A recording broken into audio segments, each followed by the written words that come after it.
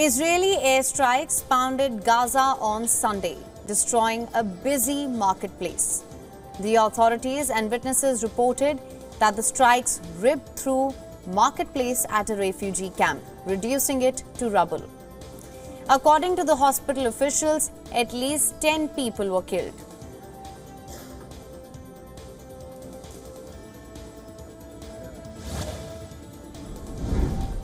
Several Egyptian border guards sustained minor injuries on Sunday after being accidentally hit by fragments of a shell from an Israeli tank. This, according to a spokesperson for the Egyptian army. Israel's military earlier said one of its tanks accidentally hit an Egyptian position near the border with the Gaza Strip. Israel's defense force expressed sorrow regarding this incident, which is currently under investigation.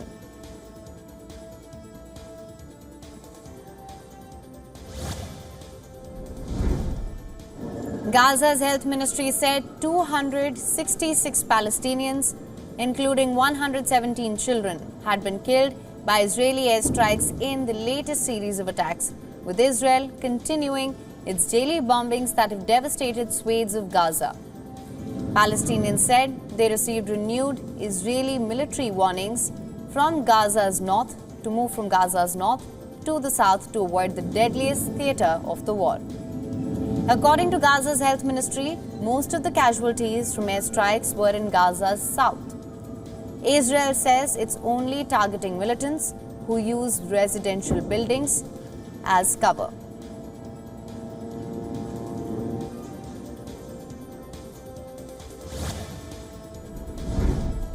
A raid on the Gaza Strip by an anti-tank missile killed an Israeli soldier and wounded 3 soldiers.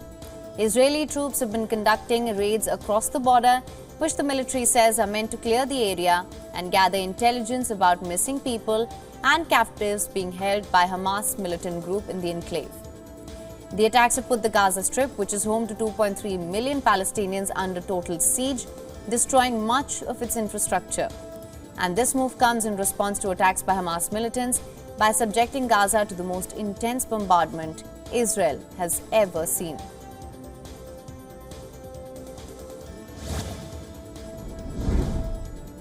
The Palestine Red Crescent, it reported that an additional 15 aid trucks carrying food, water, medicine arrived in Gaza on Sunday.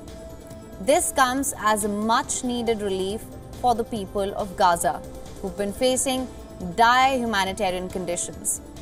The Director of Communications at the UN Relief and Works Agency confirmed that a second convoy of 14 aid trucks entered the Rafah crossing from the Egyptian side. This followed the initial convoy of 20 trucks that entered Gaza on Saturday, which faced challenges due to the border situation and negotiations for aid delivery.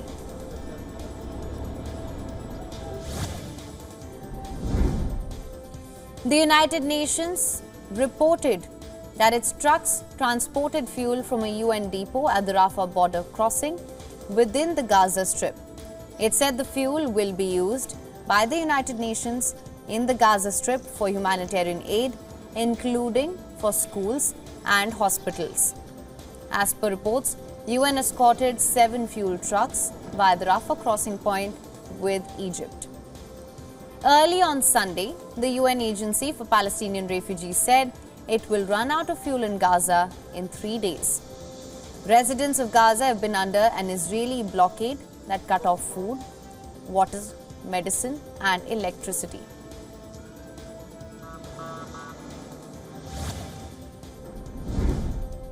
Israeli Prime Minister Benjamin Netanyahu conducted security assessment with the war cabinet members and security officials at the Defense Ministry in Tel Aviv. Israeli warplanes struck targets across Gaza, 2 airports in Syria and a mosque in the occupied West Bank allegedly used by militants. This as the 2-week-old war with Hamas threatened to spiral into a broader conflict. Israel, it's traded fire with Lebanon's Hezbollah militant group since the war began, and tensions are soaring in West Bank.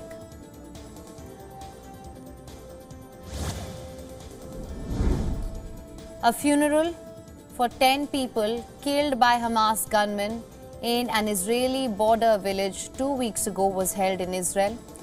The residents recounted how Hamas gunmen went from house to house and kidnapped, murdered and burnt everyone. At least a dozen other Israeli communities were attacked by the gunmen.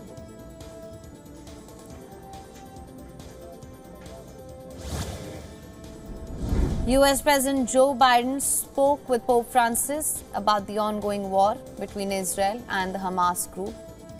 According to the White House, they talked on the need to work towards a durable peace in West Asia and to prevent escalation in the region.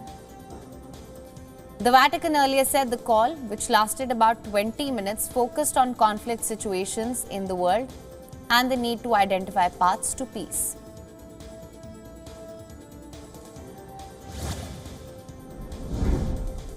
A Pakistan court on Monday indicted Imran Khan and his deputy in an Official Secrets Act case.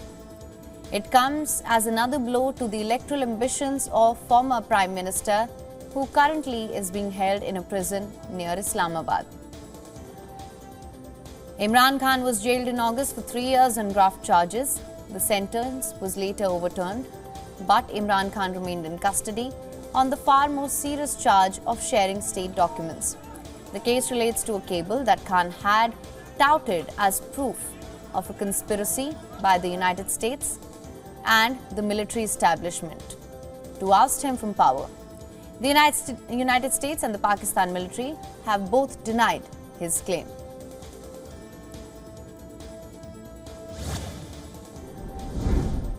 The Philippines has reiterated its call for China to stop provocative actions in the South China Sea. It has warned that Beijing's attempts to block its resupply missions could have disastrous results. A National Security Council spokesperson said that China's move to interfere with the resupply mission on Sunday resulted in the damage of one of Manila's boats. No one was harmed. China's Coast Guard claimed there was a slight collision between one of its ships and the Philippine boat, while the Coast Guard was caught lawfully blocking the boat from transporting illegal construction materials.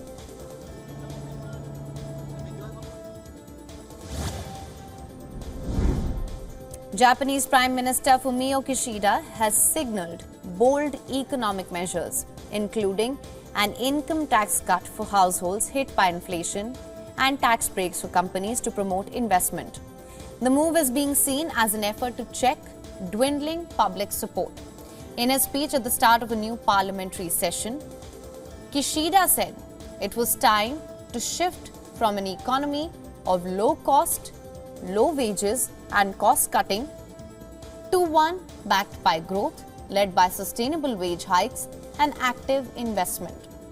Kishida also urged China to immediately lift its ban on Japanese seafood imports, imposed when the Fukushima nuclear plant released treated radioactive wastewater into the sea.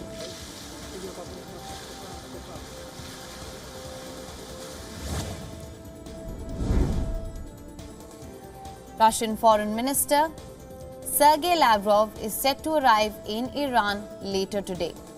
This meeting comes after Iran's local media reports claimed that Iranian Foreign Ministry wants to talk about regional issues without the interference of the West and non-regional countries. Iranian ministry, it confirmed that this meeting will include talks on Armenia-Azerbaijan peace plan.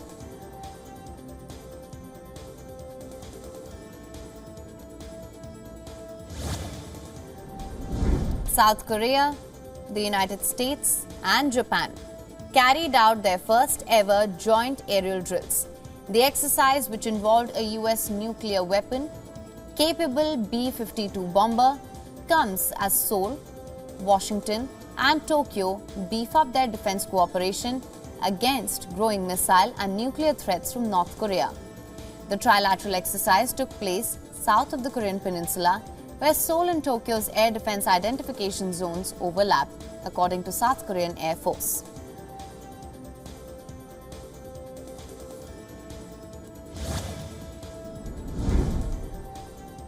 Two female journalists have been sentenced to over 6 years in prison in Iran. They were arrested for reporting on protests which erupted after the death of 22-year-old Mahsa Amini, who allegedly died in the custody of the morality police. They've also been sentenced to conspiring against the state security for 5 years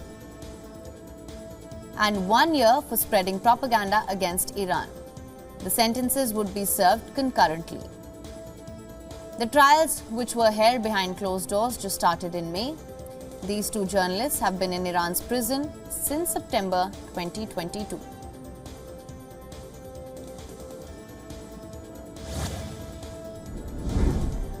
Argentina's ruling Peronist coalition smashed expectations that lead the country's general election, setting the stage for a polarized runoff vote between Economy Minister Sergio Massa and far-right libertarian radical Javier Milei. The result defied pre-election polls that had predicted a libertarian win. Now, Argentina is heading to a runoff presidential election race between Economy Minister and the chainsaw-wielding outsider Milei. The election on the 19th of November, it will be a battle for two very different visions of Argentina.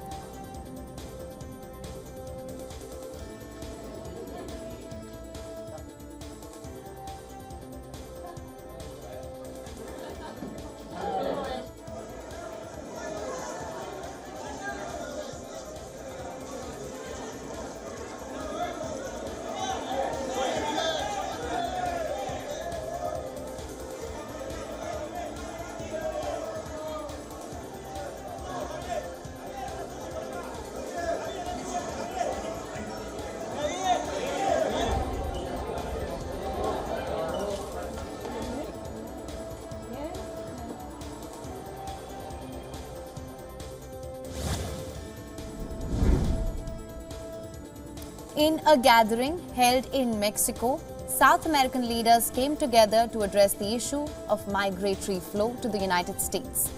The meeting included Mexico and 11 other countries, encompassing key migrant-sending nations in the region such as Venezuela, Cuba, Honduras and Haiti. The leaders collectively called for an end to selective policies that favor the entry of specific nationalities, as well as the lifting of international sanctions and debt renegotiation by receiving countries. The participants recognized the importance of managing migratory flows collaboratively among countries of origin, transit, destination and return.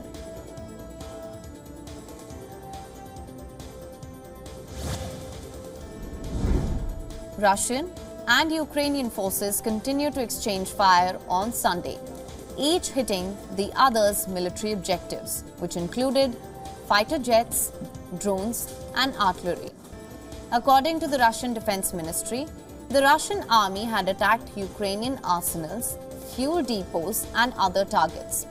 This while repelling repeated Ukrainian army operations in areas of Kupiansk, Liman, Donetsk and others.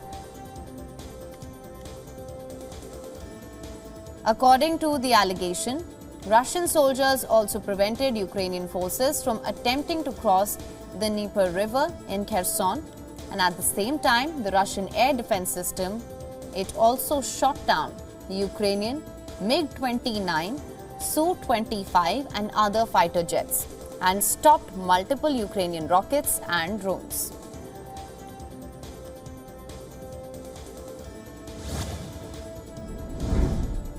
Thick smog shrouded the Indian capital of New Delhi and its surrounding areas on Monday morning. Residents have complained of itchy eyes and difficulty in breathing.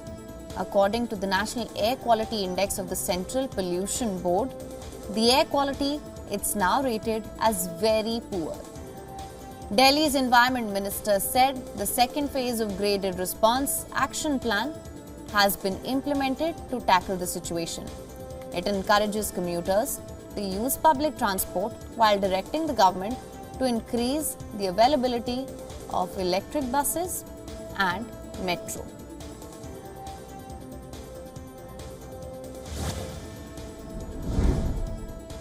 In a public art display, a large number of drones were launched into the sky that lit up Central Park in New York, providing spectators with some midnight illumination.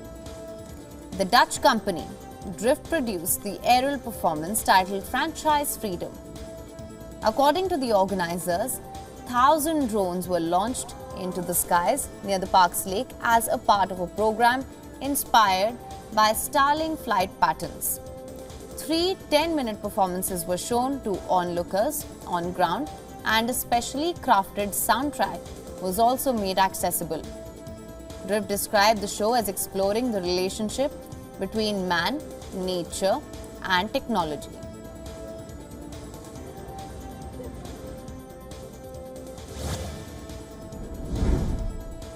Antwerp, a port city in Belgium, hosted a unique race called Pumpkin Regatta. The annual event involves kayaking competition in large hollow-out pumpkins. With every passing year, the event is held on a bigger scale. This year, the race involved pumpkins of more than 1,000 kilos.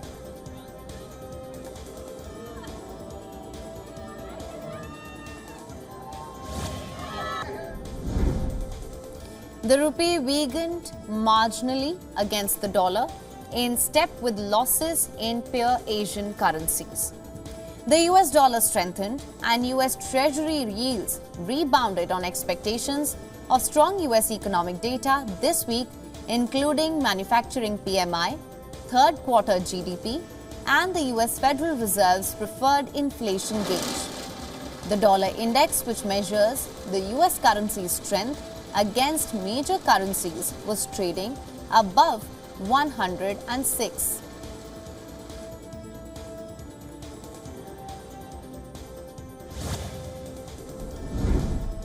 India's domestic crude oil production remains steady in September at 2.4 million metric tons when compared to the year-ago period. According to data from India's Petroleum Planning and Analysis Cell, State-run Oil and Natural Gas Corporation produced 1.55 MMT of crude oil in the month, while Oil India Limited produced 0.27 MMT in September. India's gross production of natural gas was 6% higher in the month compared to last year. Remember, the Indian government has been pushing for boosting domestic production of crude oil and natural gas to reduce the country's reliance on imports.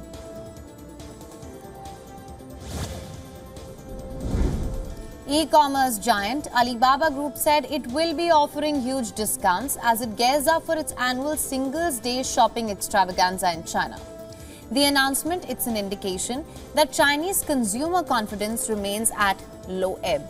The event, which begins tomorrow, will offer over 80 million products at their lowest prices this year. The Singles Day shopping festival, in its 15th year since it was created by Alibaba in 2009, reflects how the country's e-commerce giants are doubling down on low-price strategies to entice consumers amid an uneven post-pandemic economic recovery and deflationary pressure.